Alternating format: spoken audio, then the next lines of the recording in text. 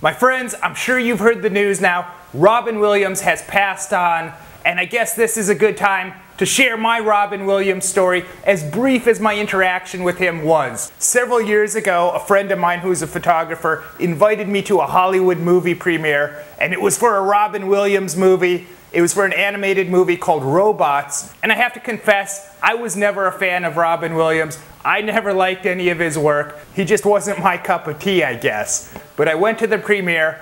After the premiere, he stuck around to sign autographs for people, especially kids, and he was signing their premiere tickets. And these tickets weren't like a regular movie ticket. They were very special, very nice. They were like a card, like a decorative card. And I went up to him and I handed him my card, my ticket, and he signed it, handed it back for me. And after that, my opinion completely changed of him, because I thought, this guy's doing something he doesn't have to do, taking time to be nice to people when he could have moved on to go and do something more entertaining for him. He stuck around to make people happy. So I felt guilty that I'd had some negative feelings towards him and his work previous to that. I was very happy to get the autograph from Robin, but I wasn't a fan of his, so I told my friend that brought me, I think I'm going to put it on eBay and sell it, try and make a little bit of money from it. And he said, no, you shouldn't sell it now, because if he dies, it's going to be worth so much more.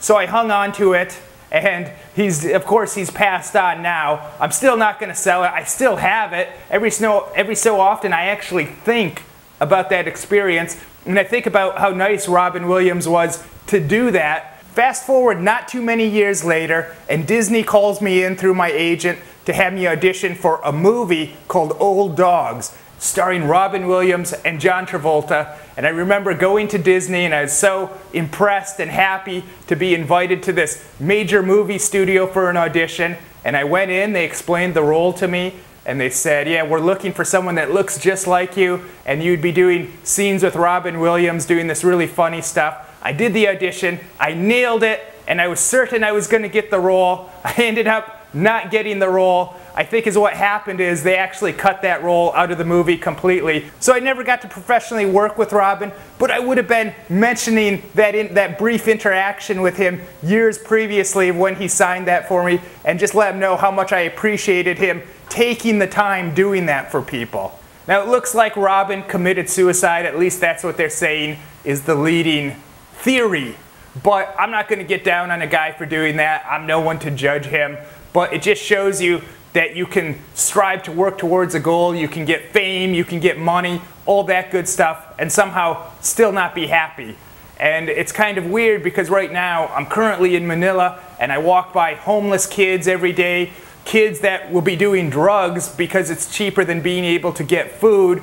And you see so many people in the streets and poor people, but somehow they're keeping it mentally strong and hanging in there, and a lot of them still have smiles on their faces. But if you're a Robin Williams fan, you know, hopefully you appreciate my story. Even if you're not a fan of Robin Williams, maybe this story helped shed some new light on him, because definitely I didn't appreciate him before seeing that he was the type of guy that would take time signing autographs for kids when he could have moved on and been doing something more entertaining for himself. So until next time, guys, I hope you're enjoying all my stuff. There's lots of cool videos for you on this channel.